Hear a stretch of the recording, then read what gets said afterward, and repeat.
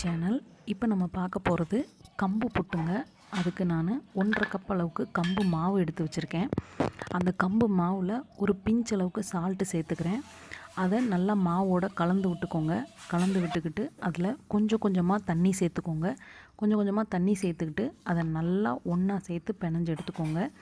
நல்லா பொழு பொழுன்னு பிணைஞ்சிக்கோங்க. சப்பாத்தி மாவு மாதிரி சொதன்னு பிணைஞ்சிட வேண்டாம். நீங்கள் இப்படி புழுன்னு லைட்டாக விரவி விட்டால் போதும். நல்லா விரவி விட்டு பிணைங்க. கொஞ்சம் கொஞ்சமாக தண்ணி சேர்த்துக்கோங்க. நல்லா தண்ணி சேர்த்துக்கிட்டு அது ஒரு லெவலுக்கு வந்ததுக்கப்புறம் அதை நல்லா அந்த மாதிரி புழுன்னு வந்ததுக்கப்புறம் அதை ஒரு மிக்ஸி ஜாருக்கு சேர்த்துட்டு அந்த மிக்ஸி ஜாரில் அரைச்சி எடுத்துருங்க. லைட்டாக ஒரு பல்ஸ் மூடில் ஒரு சுற்று மட்டும் சுற்றி எடுத்துக்கோங்க.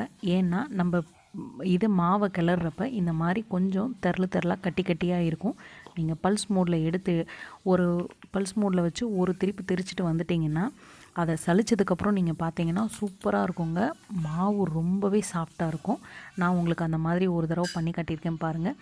நல்லா சலிச்சு எடுத்துட்டிங்கன்னா கீழே மாவு ஒரு கட்டி கூட இருக்காதுங்க. ரொம்ப சாஃப்டாக இருக்கும். பார்த்தீங்கன்னா உங்களுக்கே தெரியும். இப்போ நான் சலிச்சு எடுத்துட்டேன். அதில் கம்பெல்லாம் பாருங்கள் கொஞ்சம் கெட்டியாக இருந்தது எல்லாமே நின்றுக்குச்சு. இப்போ பாருங்கள் மாவு எவ்வளோ சாஃப்டாக இருக்குன்னு. தொட்டு பார்க்கவே சாஃப்டாக இருக்கும். நீங்கள் வேக வச்சு எடுத்திங்கனாலும் சாப்பிட்றதுக்கு வாயில் சாப்பிட்றதுக்கு போட்டோன்னே கரைஞ்சிருங்க. அவ்வளோ பால் பவுடர் மாதிரி அவ்வளோ சாஃப்டாக இருக்கும். இப்போ நான் புட்டுக்குழல் எடுத்திருக்கேன். புட்டுக்குழலில் கொஞ்சமாக ஆயில் தேய்ச்சிருக்கேங்க.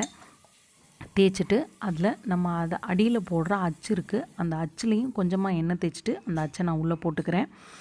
உள்ளே போட்டுக்கிட்டு இப்போ நம்ம தேங்காய் அதில் அடியில் தேங்காய் சேர்த்துக்கலாம். தேங்காய் சேர்த்து நான் ஒரு 2 லேயராக வச்சுருக்கேங்க. நீங்கள் உங்களுக்கு விருப்பப்பட்ட மாதிரி வச்சுக்கலாம். இப்போ நான் அதில் தேங்காய் போட்டு மேலே கொஞ்சம் வெல்லம் ஆட் பண்ணியிருக்கேன்.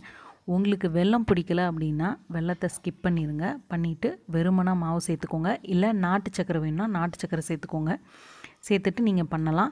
லாஸ்ட்டாக கூட நீங்கள் சேர்த்துக்கலாங்க. இப்போயே சேர்க்கணுன்னு அவசியம் இல்லை. நீங்கள் வெறும் மாவும் தேங்காயும் மட்டும் எடுத்துக்கிட்டு லாஸ்ட்டாக கூட நீங்கள் வெல்லமோ நாட்டு சர்க்கரையோ சுகரோ சேர்த்துக்கலாம்.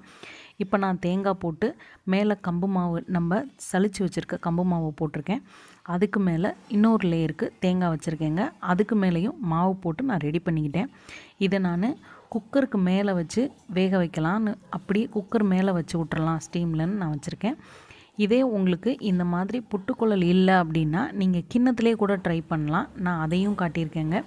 இட்லி தட்டில் நீங்கள் இந்த மாதிரி இடியாப்ப தட்டு இல்லை ஸ்டீமர் ஏதாவது இருந்துச்சுன்னா அது மேலே இந்த இப்படி கிண்ணத்தில் லேசாக எண்ணெய் தடவிட்டு நெய்யோ ஏதோ தடவிட்டு இந்த மாதிரி தேங்காய் பூ சேர்த்துக்கோங்க.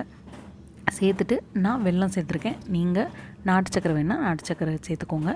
சுகர் வேணாங்க, தண்ணியாக ஒழுகிரும். இது லைட்டாக சேர்த்துக்கோங்க, நிறையா வேண்டாம். இப்போ மாவு பாதி அளவுக்கு சேர்த்துக்கலாம். பாதி அளவுக்கு சேர்த்துக்கிட்டு நான் அது மேலே திருப்பியும் தேங்காய் அதுக்கு மேலே வெல்லம் கொஞ்சம் சேர்த்துருக்கேன். சேர்த்துட்டு இந்த கிண்ணத்தில் ஃபுல்லாக புட்டு மாவை ரெப்பிட்டு அதை நம்ம ஸ்டீமரில் வச்சு எடுத்துக்கலாம். நான் இட்லி பாத்திரம் வச்சுருக்கேன்.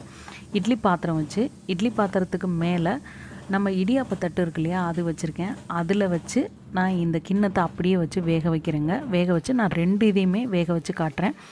இதை இடியாப்ப தட்டுலையும் அதை குக்கருக்கு மேலேயும் வச்சு காட்டியிருக்கேன். இந்த மாதிரி குக்கரில் மேலே விசில் காற்று வரணுங்க. வந்ததுக்கப்புறம் இதை மேலே வைங்க. மேலே நல்லா இந்த மாதிரி புகை வந்ததுக்கப்புறம் அதை நம்ம எடுத்துடலாம். ஃபஸ்ட்டு இது நல்லா வெந்துருச்சான்னு பார்க்குறதுக்கு நீங்கள் அதை எடுத்து லைட்டாக உருட்டி பார்த்தீங்கன்னா இந்த மாதிரி உருண்டு திரண்டு வருங்க. அப்படி வந்துருச்சுன்னா புட்டு மாவு வெந்துருச்சுன்னு அர்த்தம். அப்படியே அதே மாதிரி பவுட்ரு மாதிரியே இருந்துச்சுன்னா வேகலைன்னு அர்த்தம். அதுதான் உங்களுக்கு பதம். நீங்கள் அதையே பார்த்துக்கோங்க.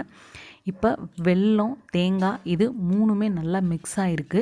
நான் உங்களுக்கு மேலே அப்படியே வெல்லத்தோடு எடுத்து காட்டுறதுனால கட்டிப்பட்ட மாதிரி தெரியுதுங்க.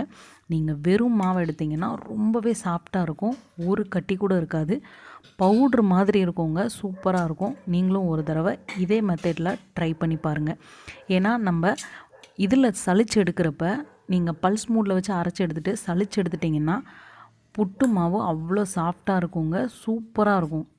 நீங்கள் ஒரு தடவை உங்கள் வீட்டில் ட்ரை பண்ணி பாருங்கள். இப்போ புட்டுக்குழல் எடுத்துடலாம். நாம் புட்டுக்குழலில் இருக்கிற மாவை லைட்டாக பின்னாடி அதுக்குன்னு ஒரு குச்சி இது இருக்குங்க. அதை வச்சு நான் எடுத்துருக்கேன். நீங்கள் சின்னுக்குழி இருந்துச்சுன்னா அதை வச்சு கூட நீங்கள் எடுத்துக்கலாம். ஒரு குச்சி இருந்தால் குச்சி வச்சு கூட நீங்கள் தள்ளிக்கலாம். ஃபைனலாக நம்ம கொலா புட்டு இப்படி தான் இருக்கும். இது கூட நம்ம வாழைப்பழம் வச்சு கூட சாப்பிட்டுக்கலாங்க. வாழைப்பழம் இருந்துச்சுன்னா வாழைப்பழத்தை பொடிசாக கட் பண்ணி கொஞ்சம் லைட்டாக மேஷ் பண்ணி இந்த புட்டோடு சேர்த்து சாப்பிட்டுக்கலாம். இல்லை அப்படின்னா இந்த புட்டை உடச்சி விட்டு கொஞ்சமாக நாட்டு சர்க்கரை இல்லைன்னா சர்க்கரை விட்டு வெறும் சர்க்கரையும் நெய்யும் சேர்த்துக்கோங்க.